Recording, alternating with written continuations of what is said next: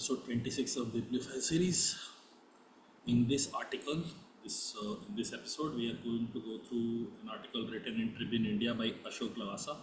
He was a former election commissioner of India. This article came out before the election results were announced. So, the tone is important for us to note in light of that timing. So, it is all over, or not, or just not as yet. The marathon is over, the march to the podium remains. The race has left everyone, including the spectators, tired.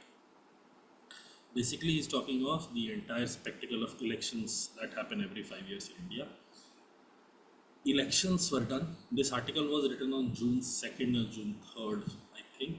June 2nd. So, the race has left everyone tired. Everyone would mean the political parties, the political players, and the masses. Everyone is tired. There are three ways to express our exhaustion. A sense of triumph as we complete yet another gigantic democratic exercise involving 970 million electors with a decent voter turnout and women continuing to play a lead role. A sigh of relief that an unprecedented phase of torrid toxicity unleashed by those that ought to be role models is over. A sense of nervous anticipation on the part of the pretenders to the treasury benches of new parliament. Okay, so three reactions you can have. One, happy that the democratic exercise is over. Second, you can have a sigh of relief that okay, all this campaigning and unnecessary mudslinging that was happening, that is over. Or the third, the people who are now going to be in power, they are going to make decisions about our future which may not be conducive to our respective selves. The question before the nation, however, is whether we can expect a more participative democracy where public interest issues are debated with positivity and without the obsession to knock the other side down. This is one of the weirdest developments in the recent past. You cannot possibly have a point of view without necessarily proving the other side wrong.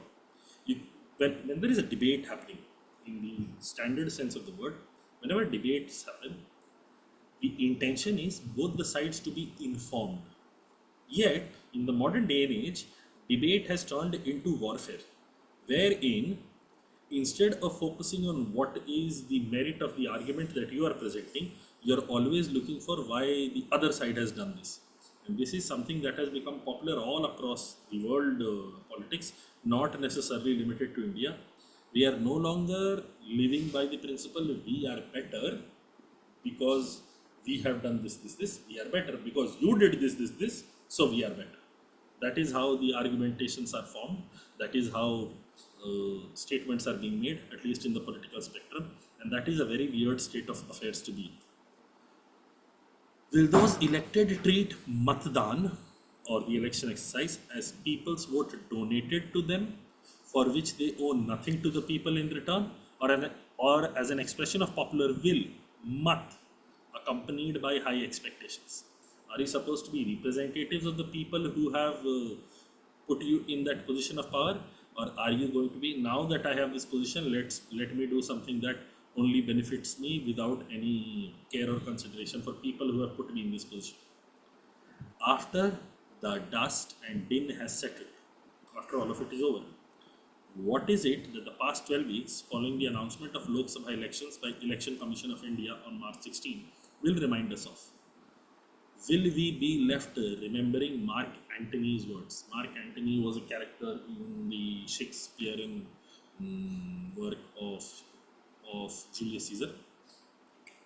The evil that men do lives after them. The good is oft interred with their bones. This is a part of a speech that Mark Antony made at Caesar's funeral, and he had, he was a friend of Julius Caesar. Yet he was given an opportunity, and people had killed. Julius Caesar had been assassinated by a group of Romans who felt that his ambition had gotten too big, and they had also gotten Brutus, one of the dear friends of Julius Caesar, on his side. And Mark Antony had popular, he was popular among the masses. Antony was given an opportunity to speak in the at the funerary event of Caesar, and he had only gotten that opportunity when he said he agreed with the actions of these people who had betrayed Caesar. And in his speech, friends, Romans, countrymen, lend me your ears. I come to bury Caesar, not to praise him. The evil that men do lives after them. The good is oft interred with their bones. This is a part of his speech. And then for that specific speech, he very skillfully rouses the masses without necessarily saying those exact words that these people were wrong. uh, if Caesar had ambition, he should have paid for it, but so on and so forth. Knew you not Pompey for many, no, knew you not Pompey is a different speech by Flavius. This speech was by Antony, Friends, Roman countrymen, lend me your ears. This was a wonderful, wonderful speech. It is usually heralded as one of the best public speeches ever made. And then remember, this is not history. This is part of literature. This is not history. Or is there hope that new dispensation will deal with the pressing problems the nation faces? So, see, the author is positing the idea that now that the election cycle is over, will we focus on the issues that matter, or will we continue to focus on stupid issues? Will we continue to focus on things that are of no consequence, have no real value when it comes to determining the quality of life that the people are currently having? Okay, this election will go down as one of unmitigated heat and undisguised hate, both unprecedented. High temperatures and frayed tempers reminded one of Jawaharlal Nehru's words. Elections were an essential and inseparable part of the democratic process. Yet, often enough, elections brought out the evil side of man. Was democracy to be a close preserve of those possessing thick skins and loud voices and accommodating consciences? Basically, via elections, the original idea was the best people will get selected to represent the population. But because the democratic process, the elections have become such a hotbed for mudslinging, such a hotbed for leveling accusations at the other side, only those with thick skins who are impervious to attacks upon them and are willing to make adjustments to their moral code in order to come into power, they will be the ones who get to come into power, which was not the original intent of democracy. Okay, that question, that is a question that even the electoral process conscience keeper, the Election Commission of India, found too hot to handle. People too were bothered by the question. Was it necessary to endure so much heat and hate to exercise the right to vote? The author is also perhaps sideways referencing at the current climate conditions, wherein it is unprecedented, it is extremely hot at this time of the year. However, what the ECI should seriously ponder over whether it was possible to curtail the duration of this vital exercise. The delayed initial announcement, the 7 phases, almost as long as Shakespeare's 7 Ages of Man. The author seems a little enamored with Shakespeare, referencing him twice over now. The long gaps between some phases, the helpless obsession with the central police forces. No wonder star campaigners ended up having hoarse throats because they went for a lot of campaigns, they made a lot of speeches, they engaged in a lot of sloganeering. So they ended up with hoarse throats. Party spokespersons making predictable pontifications, pollsters inventing ingenious phraseology to avoid making forecasts falling foul of the ECI, but unable to resist the temptation. YouTubers running out of new bottles for old wines, an entire generation glued to a suspense thriller that might turn out to be disappointing because their primary suspect didn't turn out to be the man. Basically, what the author is referencing here or is making a case for, the election commission did not really need to have this exercise for this long. You could have perhaps shortened the process, and the fact that this process was too long could be seen from the fact that star campaigners had hoarse throats and spokespersons made very, very predictable statements in all their TV appearances and as in media appearances, and YouTubers, and basically anyone and everyone who had an opinion went ahead and made statements, and the entire nation was waiting. Who is winning? Who is not winning? Who is winning? Who is not winning? All of this kept on happening for a very long period, and then at the end of it, people might be disappointed because the person that they were supporting did not eventually win. Then there were enough twists and turns. The electoral bond verdict before the elections declared more than 16,000 crore that went to political parties' coffers as unconstitutional. But that didn't prevent its use to woo voters for earning the mandate to govern the state. Talk of ends and means.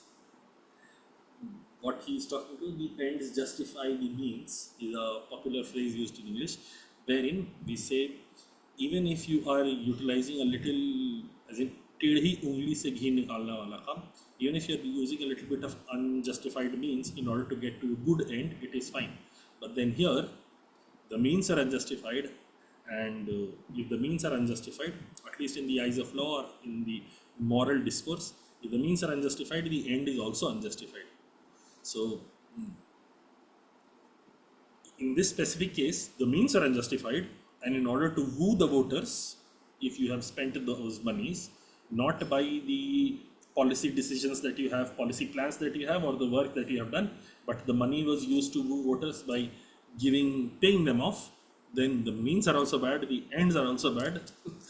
Both of them are bad. There is no moral discourse here. Then came the EVM VVPAT verdict, dashing the hopes of those who expected an outcome that could help allay their apprehensions of manipulations of machines. The EVM VVPAT verdict was basically, some political parties had made an appeal that EVMs can be manipulated, the machines that are there can be manipulated. So it would be better if we only had a cheat system of sorts, which is VVPAT system, wherein you write down the names and then when counting happens, you read the names that are written there, not an EVM machine. The election commission turned that down. No, EVMs are safe, everything is fine. The court also refused to step into the domain of election commission in people's quest of elementary voter turnout data contained in Form 17C. Eventually, in a pathetic turn of events, I'm guessing the word would be pathetic, or maybe this is a word that I should be researching. In a pathetic turn of events, the hitherto reluctant ECI diverged the data that it was accused of hiding with motiveless malignity. Okay, so the court refused to say ECI has to release it, but eventually ECI did release it of data of voter turnout, and it was accused of hiding that data with some malintent, but then there was no motive for that malintent, there was no motive for their bad intentions being attributed to them, and it was divulged later on. Many felt this was the most issueless election, with no political party anchoring its campaign on a dominant issue. There was no policy on which people were arguing. Instead, parties clutched to every straw that they tried and tested themes of religion and reservation through. People wondered if party manifestos were a formality overtaken by an increasingly vicious war of words. Basically, instead of going for this is what I promised to do for the population that votes for me, this is what I promised to do for the people who turn out for me, it turned into, see, the other side is so bad, the other side has done such weird things, the other side is so corrupt, the other side is so bad. That is the entirety of the appeal made to the voters. The rusted and blunted swords were out, and though they couldn't kill, they were enough to cause infectious wounds. That din became louder and competitively more offensive. If one side said one bad thing, the other side said an even worse thing, then the initial side said an even worse thing, and this kept on escalating. At times, even violating the model code of conduct. No stone was left unturned in challenging the patience of the ECI, which found itself under pressure to show teeth. The phrase showing teeth means show that you are effective, show that you have some power. A cavity had already been created before the elections over the controversial law of appointment of election commissioners. The abrupt departure of a serving election commissioner, leading to the hasty appointment of two election commissioners under a law challenged in vain in the Supreme Court, sharpened the debate over poll bodies' impartiality. Now, this debate over poll bodies' impartiality and even the court's impartiality has been going on for very long. Although we claim that there are bodies that are free from influence of government, when the appointments in these bodies are within the domain of the government, the ruling party, then it is very difficult to make the claim that they are beyond the influence of the government. There are lots of retired judges, there are lots, as in judges and election commissioners, all of them, they are appointed by the ruling government only. So this debate has been going on for long, and the problem is, the one side of the argument is, yet it appears unhealthy, it appears contrary to the idea of fair and free elections. The opposite side is, how then do you decide who should become an election commissioner, who should be conducting elections? Either you trust the process and you say the election commissioner or the people who conduct the entire process, the way they are being appointed right now is the right way, or you have no alternative. So it's not like this is the best way, it is the most suitable way available. The Supreme Court cannot be expected to intervene in every move required to strengthen the citizens' trust in the Election Commission of India. The Commission needs to do that itself through a regular and sincere dialogue with the stakeholders, finding optimum solutions to allay their doubts instead of heightening their fears. So the author is also going into the Election Commission has a responsibility to improve its image, to become more accessible to the people and answer the questions that they seek answers to. Okay. The perceived alienation between the election body and civil society organizations is a sad development, especially if the ECI wants to remain in the forefront of leading the effort at electoral reforms. So it is not good for ECI. If in the long term it is seeking electoral reforms, it is looking to make changes to the way the elections are happening and improve the current state of affairs, it needs to engage more with civil organizations. It cannot possibly alienate itself. It cannot cut itself off and then expect support from the civil society organizations. Okay. One of the principal electoral reforms facing the new government is evolving a transparent mechanism for the funding of political parties and the need to prescribe a limit on spending by political parties during elections. Now see, technically, under Model Code of Conduct, you do have limits on the amounts that you can spend for campaigning during elections. But no party follows that. And because no party follows that, everyone is okay with it. If I don't follow it, and you don't follow it, you don't follow it, if at all action is initiated against one individual, action will be initiated against all individuals. And because all politicians want to keep their power safe, they don't want to get into trouble, they never initiate actions on this way. The ECI on its part must address the need to remodel the MCC, which nearly cracked during these elections. It is evident that the chief criterion for assessing the neutrality of the ECE is its willingness and ability to firmly enforce the Model Code of Conduct. Besides, the MCC needs an overhaul through a consultative process with consequences of violation and operating procedures embedded, and all complaints and their status posted on the website for full public discourse. Basically, the author is looking for greater transparency in how ECI is dealing with complaints. In addition, making political parties responsible for the conduct of the star campaigners and candidates should be formalized without diluting the accountability of the individuals. Right now, what I'm getting out of this is, right now, if the Model Code of Conduct is not being followed, the individual is held responsible, the party is not. What the author is proposing is the party should be held responsible, but not that the individual should not be held responsible anymore. The individual and the party, both these entities should be held responsible if there is a violation in the model code of conduct. If political parties can be arraigned as accused in cases under the PMLA and the companies prosecuted under the Companies Act, why can't the parties take responsibility for the utterances of their campaigners? Basically, if you are a legal entity under law and some provisions, you should also be a legal entity under other provisions. You should also have some degree of accountability and responsibility attached to you under other provisions. Okay. While the successful conduct of elections is another feather in the nation's cap, public discourse and conduct employed for winning votes is something that no right minded Indian can be proud of. The political leadership must realize that words are like arrows. One shot, they cannot be called back. Francis Bacon had warned. It is not the lie that passeth through the mind, but the lie that sinketh in and settleth in that doth the hurt. Basically, if you hear a misleading statement once and never again, it doesn't cause damage.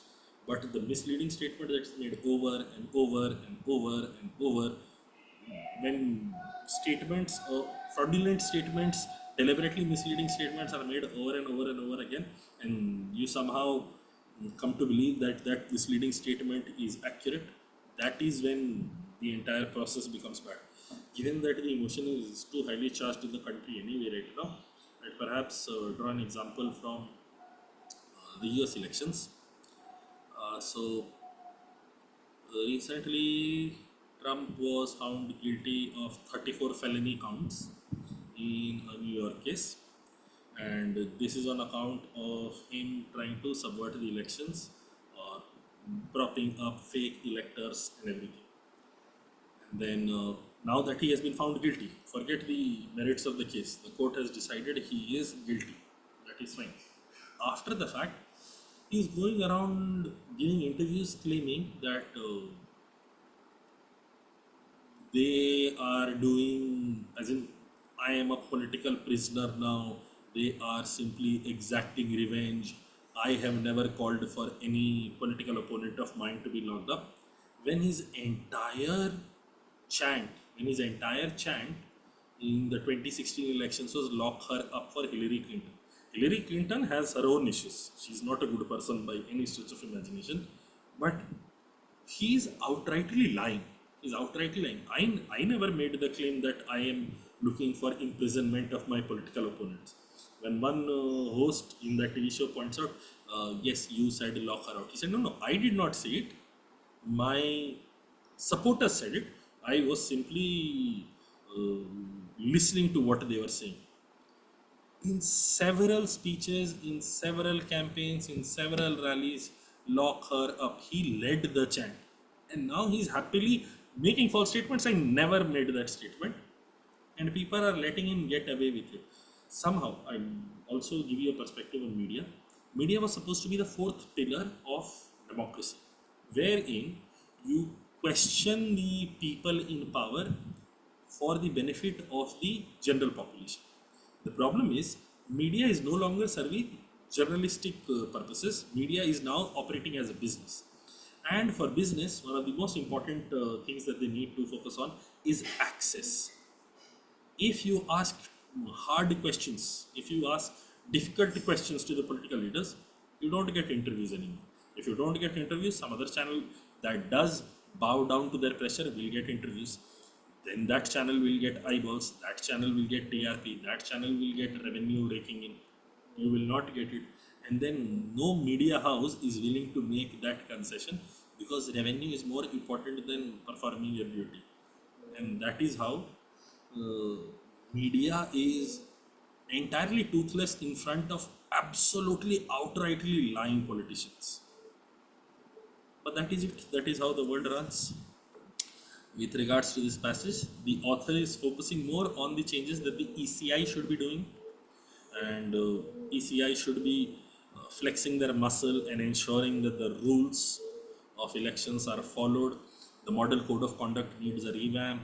all the people who have engaged in unethical or seemingly illegal behavior should have some repercussions, and that is about it. That is where the author is going. An election marked by intense heat and hate. The length of this article was 1092 words. There were roughly 44 sentences. Grade level wise, this was 9.67. So somebody between 9th and 10th grade should be able to understand this article.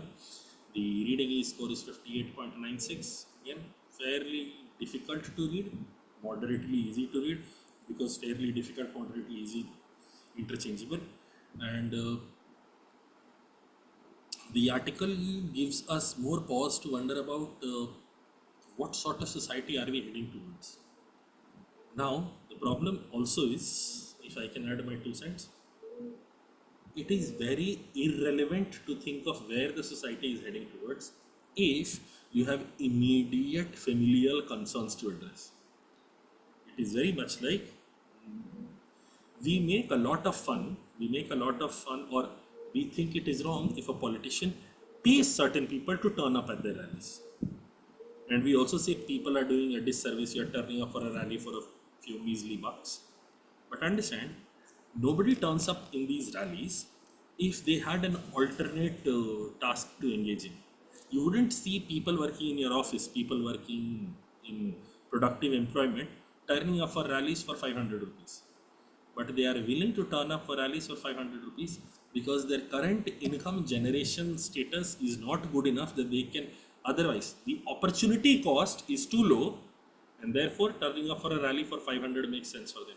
It is their situation that is forcing them to turn up for those rallies.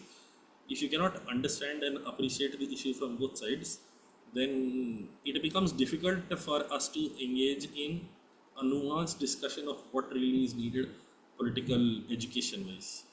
So that said, I hope everyone who is appearing for CAT, most of us are from privileged background, to the effect that we have understanding of English, so we are perhaps doing graduation. So don't fall into camps. Don't fall into camps, political camps especially.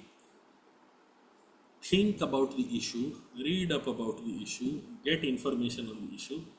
Your favorite political party might be wrong on the issue, and that is perfectly all right. Dissent is not disloyalty. Very often, dissent is the greatest mark of loyalty because dissent takes us back to the original roots. Right now, the way the world that we are living in is you're either with us or against us. Somebody who makes a nuanced criticism or nuanced point that you may not agree with, that person needs to leave the country, that person is being disrespectful. Not really. The weight of the argument should matter, not which side of the aisle the person is in. That said, that is the end of this article. Hopefully, you learned something, and see you in the next episode. Okay.